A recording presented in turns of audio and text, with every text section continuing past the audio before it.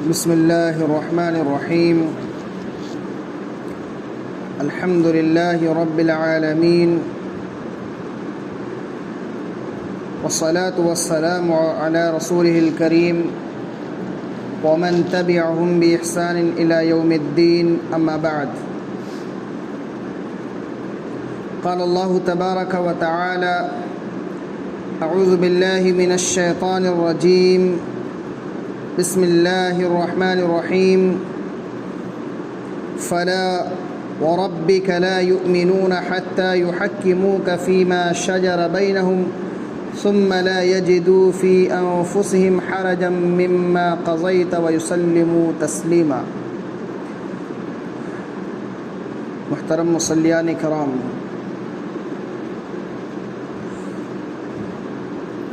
آج کے درس کا موضوع ہے رسول اللہ صلی اللہ علیہ وسلم کی اطاعت.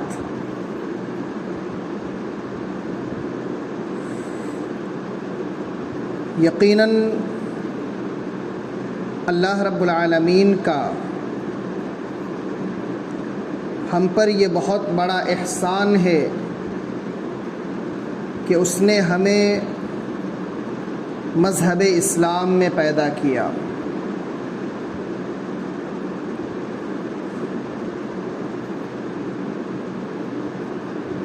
اور اس نبی کا امتی بنایا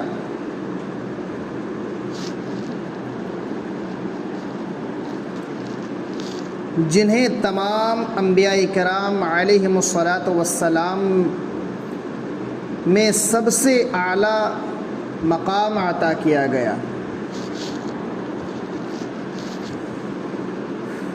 جو امام الانبیاء ہیں، سید المرسلین، خاتم النبیین، سرور کونین، ساقی کوثر، ہادی رہبر، کون ہیں؟ محمد اکرم صلی اللہ علیہ وسلم. ہم ان کے امتی ہیں.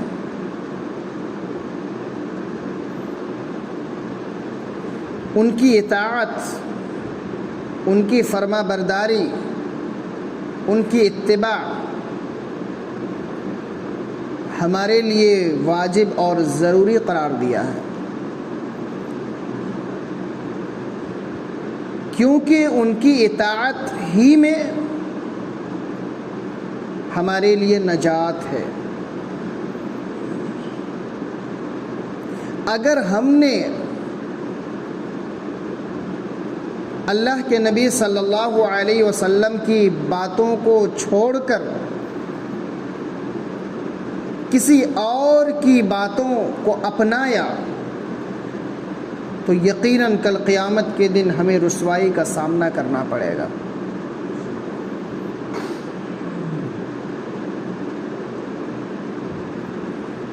ہمارا کوئی بھی معاملہ ہو،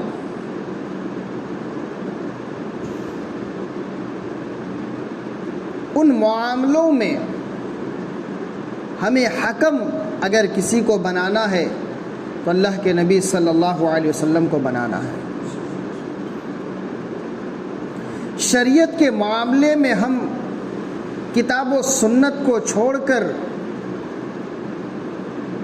کسی اور کے طریقے کو، کسی اور کی بات کو ہمیں نہیں لینی ہے. اسی بات کی طرف اشارہ کرتے ہوئے اللہ رب العالمین نے فرمایا: فلا وربک لا یؤمنون حتی یحکموک فیما شجر بینہم ثم لا یجدوا فی انفسہم حرجا مما قضیت ویسلموا تسلیما. کہ تیرے رب کی قسم، فلا وربک، کہ تیرے رب کی قسم یہ مومن نہیں ہو سکتے. لا یؤمنون، مومن نہیں ہو سکتے، حتی یحکموک فیما شجر بینہم، جب تک کہ تمام آپس کے اختلاف میں آپ کو حکم نہ مان لیں۔ شریعت کے معاملے میں کوئی بھی اختلاف ہو، کسی مسئلے کو لے کر کے ہمارے درمیان اگر لڑائی ہو تو ہم خود سے اس کو حل نہیں کر سکتے ہیں۔ کتاب و سنت کو چھوڑ کر کسی اور کی باتوں کے مطابق ہم فیصلہ نہیں کر سکتے ہیں۔ ایسی حالت میں ہمیں سب سے پہلے کتاب اللہ میں دیکھنا ہے، سنت رسول اللہ صلی اللہ علیہ وسلم کی طرف آنا ہے، کتاب و سنت سے اس مسئلے کو حل کرنا ہے۔ کیونکہ اللہ رب العالمین نے فرمایا وَمَن يُطِعِ الرَّسُولَ فَقَدْ أَطَاعَ اللَّهَ، جس نے رسول کی اطاعت کیا تحقیق کہ اس نے اللہ کی اطاعت کیا۔ کیونکہ رسول کی اطاعت کرنے والا کبھی بھی اللہ رب العالمین کی خلاف ورزی نہیں کر سکتا ہے۔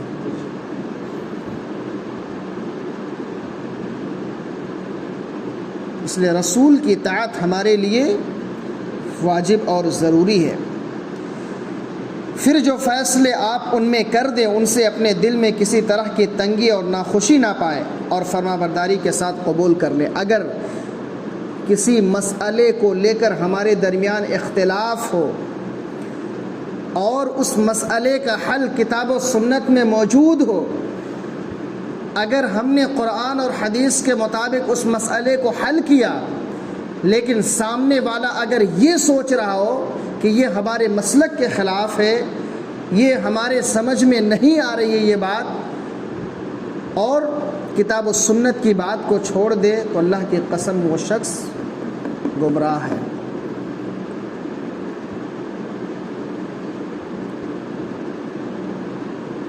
کیونکہ کتاب و سنت ہمارے لیے اصل ہے، اس پر کسی اور چیز کو مقدم کرنا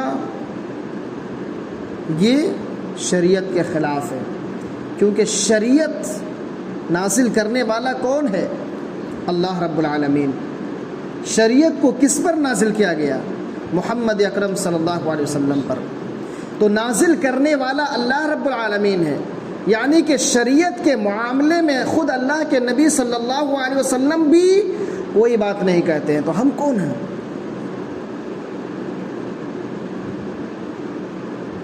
ہم کون ہیں؟ ہمارے علماء کرام کون ہیں؟ اکابر ملت کون ہیں جو اپنی جانب سے باتیں کہہ کے اس پر شریعت کو نافذ کرنا اور لوگوں کو اس پر عمل کرنے کے لیے ابھارنا اور اس کے مطابق فیصلہ صادر کرنا، یہ کون ہوتے ہیں؟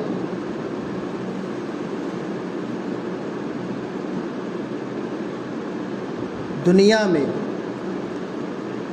اللہ کے نبی صلی اللہ علیہ وسلم کو چھوڑ کر کوئی ایسی ہستی نہیں ہے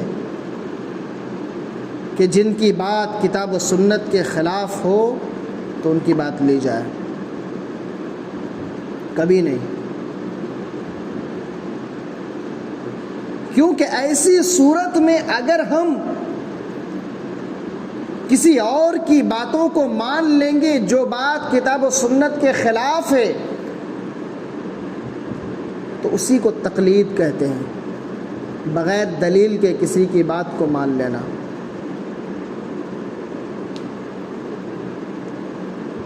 اگر کوئی ایسی ہستی ہے جن کی ہر بات مانی جا سکتی ہے، ہر بات لی جا سکتی ہے، تو وہ کون ہے؟ اللہ کے نبی صلی اللہ علیہ وسلم۔ جبکہ آپ صلی اللہ علیہ وسلم بھی خود اپنی طرف سے نہیں کہتے ہیں، ان ہوا الا وحی یوحی، وہ وحی نازل ہوتی ہے اللہ رب العالمین کی جانب سے، تب جا کر کے اللہ کے نبی صلی اللہ علیہ وسلم اس بات کو بیان کرتے ہیں۔ تو جب کتاب و سنت کے مطابق فیصلہ کر دیا جائے تو پھر اس فیصلے کے آگے سر تسلیم خم کر دینا یہ ایک مسلمان کی دلیل ہے۔ اسی طرح اللہ رب العالمین دوسری جگہ فرماتا ہے وَمَا كَانَ لِمُؤْمِنٍ وَلَا مُؤْمِنَةٍ إِذَا قَضَى اللَّهُ وَرَسُولُهُ أَمْرًا أَن يَكُونَ لَهُمُ الْخِيَرَةُ مِنْ أَمْرِهِمْ وَمَن يَعْصِ اللَّهَ وَرَسُولَهُ فَقَدْ ضَلَّ ضَلَالًا مُبِينًا، کہ کسی مومن مرد و عورت کو اللہ اور اس کے رسول کے فیصلہ کے بعد کسی امر کا کوئی اختیار باقی نہیں رہتا۔ اگر اللہ اور اس کے رسول کی طرف سے کوئی فیصلہ آ جائے تو پھر اس فیصلے کو بلا چو چرا قبول کر لیا جائے۔ کسی کے پاس یہ اختیار حاصل نہیں ہے کہ اس فیصلے میں اپنی بات گھسیڑ دے، اس فیصلے میں اپنی بات داخل کر دے، خواہ ہماری عقل میں بات آئے نہ آئے، سمجھ میں آئے نہ آئے، لیکن پھر بھی ہمیں بلا چو چرا اس کو تسلیم کر لینا ہے، کیونکہ شریعت میں عقل کا کوئی دخل نہیں ہے۔ حضرت علی رضی اللہ عنہ نے کہا تھا کہ شریعت میں، اسلام میں اگر عقل کا دخل ہوتا تو موزے کے نچلے حصے پر مسح کیا جاتا۔ موزے میں کہاں مسح کیا جاتا ہے؟ اوپری حصے میں۔ کیوں؟ وجہ؟ جبکہ یہ بات عقل میں آنے والی ہے؟ ہرگز نہیں، گندگی نیچے لگتی ہے، اوپر مسح کرنا کیا وجہ ہے؟ اللہ کے نبی صلی اللہ علیہ وسلم کا حکم ہے، آپ صلی اللہ علیہ وسلم کا فرمان ہے، بلا چو چرا اس کو تسلیم کرنا ہمارے لیے واجب اور ضروری ہے۔ اللہ اور اس کے رسول کی جو بھی نافرمانی کرے گا وہ صریح گمراہی میں پڑے گا، کیونکہ اللہ اور اس کے رسول کی نافرمانی اگر کوئی شخص کرتا ہے تو پھر اس کے لیے کوئی خیر نہیں ہے۔ بھلائی اسی میں ہے کہ وہ اللہ اور اس کے رسول کی فرما برداری کرے۔ اسی طرح اللہ رب العالمین فرماتا ہے انما كان قول المؤمنين اذا دعوا الى الله ورسوله ليحكم بينهم ان يقولوا سمعنا واطعنا واولئك هم المفلحون، کہ ایمان والوں کا قول تو یہ ہے کہ جب انہیں اس لیے بلایا جائے کہ اللہ اور اس کا رسول صلی اللہ علیہ وسلم ان میں فیصلہ کر دے تو وہ کہتے ہیں کہ ہم نے سنا اور مان لیا، یہی لوگ کامیاب ہونے والے ہیں۔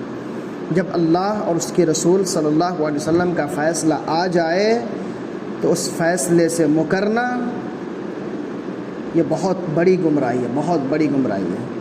ان کے فیصلے کے آگے سر تسلیم خم کر دینا، ان کے فیصلے کو مان لینا، یہ کامیابی کی دلیل ہے، دنیا میں بھی اور آخرت میں بھی، کیونکہ اللہ کہ رسول صلی اللہ علیہ وسلم کی نافرمانی یہ صریح گمراہی ہے۔ اللہ کے نبی صلی اللہ علیہ وسلم فرماتے ہیں، بخاری شریف کی حدیث ہے کہ کل امتی یدخلون الجنہ الا من ابا، کہ میرے تمام کے تمام امتی جنت میں داخل ہوں گے، میری امت کے سارے لوگ جنت میں داخل ہوں گے الا من ابا، سوائے اس کے جس نے انکار کیا۔ صحابہ کرام رضوان اللہ علیہم اجمعین نے اللہ کے نبی صلی اللہ علیہ وسلم سے سوال کیا وَمَن يَأْبَ يَا رسول اللہ، اللہ کے رسول صلی اللہ علیہ وسلم انکار کرنے والے کون لوگ ہیں؟ کس نے انکار کیا؟ اللہ کے رسول آپ کی باتوں کی مخالفت کرنے والے کون لوگ ہوں گے؟ اللہ کے نبی صلی اللہ علیہ وسلم نے فرمایا من اطاعنی دخل الجنہ ومن عصانی فقد ابا، کہ جس نے میری اطاعت کیا وہ جنت میں داخل ہو گیا، اور جس نے میری نافرمانی کیا وہ جہنم میں داخل ہو گیا۔ تو رسول کی اطاعت جنت میں لے جانے والا عمل ہے، رسول کی نافرمانی جہنم میں لے جانے والا عمل ہے۔ تو اس لیے ہر معاملے میں اللہ کے نبی صلی اللہ علیہ وسلم کی اطاعت ہمارے لیے واجب اور ضروری ہے، کیونکہ آپ صلی اللہ علیہ وسلم کی زندگی کو اللہ رب العالمین نے ہمارے لیے نمونہ بنایا ہے۔ لَقَدْ كَانَ لَكُمْ فِي رَسُولِ اللَّهِ أُسْوَةٌ حَسَنَةٌ، کہ تمہارے لیے اللہ کے نبی صلی اللہ علیہ وسلم کی زندگی میں بہترین نمونہ ہے۔ تو اگر ہمیں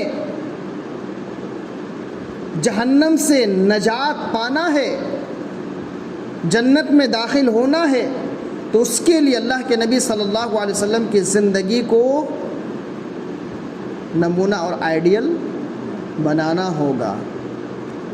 آپ صلی اللہ علیہ وسلم کی زندگی کے ہر موڑ پر ہمیں غور کرنا ہوگا، آپ صلی اللہ علیہ وسلم کی تعلیمات پر ہمیں عمل کرنا ہوگا کہ آپ صلی اللہ علیہ وسلم کی عبادت کا طریقہ کیا تھا، ان کے بتلائے ہوئے طریقے کے مطابق ہمیں عمل کرنا ہوگا، اور وہی ضروری ہے۔ اللہ کے نبی صلی اللہ علیہ وسلم کے طریقے کے خلاف اگر ہم نے عمل کیا تو وہ عمل قبول نہیں ہوگا۔ آج کے درس سے پہلے ہم نے گزشتہ درس میں اس کے تعلق سے پڑھا تھا، اخلاص کے تعلق سے، کہ عبادت میں اخلاص ہو، سنت اور طریقہ محمد صلی اللہ علیہ وسلم نہ ہو تو وہ عمل قبول نہیں ہوگا۔ ہمیں دیکھنا ہے کہ اللہ کے نبی صلی اللہ علیہ وسلم نے کن چیزوں سے منع کیا ہے، خاص طور پر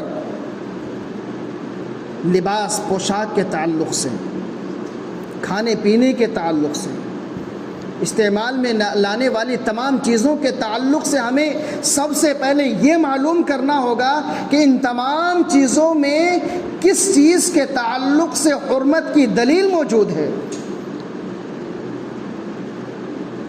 کیونکہ کھانے پینے کی تمام چیزیں حلال ہیں، حرام وہی چیزیں ہیں جس کو اللہ کے نبی صلی اللہ علیہ وسلم نے حرام قرار دیا ہے۔ تو ہمیں یہ دیکھنا ہے کہ حرام کون سی چیز ہے، حلال تو ساری چیزیں ہیں، ساری چیزوں میں جس چیز کے تعلق سے حرمت کی دلیل آ جائے وہ چیز ہمارے لیے حرام ہے۔ عبادت کے تعلق سے ہمیں یہ دیکھنا ہے کہ ہم جو عبادت کر رہے ہیں اس کی دلیل موجود ہے یا نہیں، اس کی دلیل موجود ہے یا نہیں۔ لیکن افسوس کا مقام یہ ہے کہ آج ہم اپنے آپ کو مسلمان بھی کہتے ہیں اور ایسی عبادتوں کو، ان عبادتوں کو جن عبادتوں کی کوئی دلیل شریعت میں موجود نہیں ہے، ہم انجام دیتے ہیں۔ بے شمار ایسی چیزیں ہیں جن چیزوں کو لوگوں نے اپنی طرف سے ایجاد کر لیا ہے، بڑے ذوق و شوق کے ساتھ اس عمل میں لوگ شرکت کرتے ہیں اور اس کو انجام دیتے ہیں، اور ثواب سمجھ کر اس کو کرتے ہیں، جبکہ ایسا عمل کیا کہلاتا ہے؟ بدعت کہلاتا ہے۔ اور ایک بات جان لیجئے، ایک انسان گناہ کر لے، مثال کے طور پر ایک انسان زنا کرتا ہے، ایک انسان کسی بدعت کو انجام دیتا ہے، تو زنا بدعت کے بالمقابل یہ چھوٹا جرم ہے، اور زنا جو شخص کرتا ہے اگر اس کے دل میں احساس پیدا ہو گیا کہ ہم نے غلط کیا تو وہ توبہ کرے گا، لیکن ایک بدعتی کو کبھی توبہ کی توفیق نہیں ملتی ہے، کبھی بھی نہیں۔ ایک گنہگار شخص توبہ ضرور کرے گا اگر دل میں احساس پیدا ہو، اور احساس پیدا ہوتا ہے۔ ایک مسلمان اگر کوئی جرم کرتا ہے، کسی گناہ کا ارتکاب کر لیتا ہے، تو کبھی نہ کبھی اس کو احساس ضرور پیدا ہوتا ہے، الا ماشاءاللہ۔ اور احساس جب پیدا ہوتا ہے تو وہ اللہ رب العالمین سے اس گناہ کی معافی مانگتا ہے۔ لیکن اگر کسی نے بدعتوں والا عمل کیا تو اس کو توبہ کی توفیق نہیں ملتی ہے، کیونکہ وہ شخص اس عمل کو نیکی سمجھ کر کرتا ہے۔ مثال کے طور پر ابھی ہم نے عشاء کی نماز پڑھی، کیا ہم اللہ سے توبہ کریں گے اللہ ہم نے عشاء کی نماز پڑھ لیا، ہمیں معاف کر دے، ہم نے بہت بڑا گناہ کر لیا؟ ہمیں تو معلوم ہے کہ عشاء کی نماز ہمارے لیے ضروری ہے، اس میں ثواب ہے۔ تو ایک بدعتی جب کسی بدعت کو انجام دیتا ہے تو اس کو گناہ سمجھ کر نہیں، اس کو ثواب سمجھ کر انجام دیتا ہے۔ اور جس دن وہ شخص توبہ کر لیا تو اس کے بعد پھر دوبارہ اس عمل کو وہ انجام نہیں دیتا، کیونکہ اس کو معلوم ہو جاتا ہے کہ یہ ثواب کا کام نہیں ہے، یہ تو بہت بڑا گناہ ہے جس کی وجہ سے وہ معافی مانگتا ہے۔ تو ضرورت اس بات کی ہے کہ ہم عبادت کے معاملے میں سب سے پہلے یہ دیکھیں کہ دلیل موجود ہے یا نہیں۔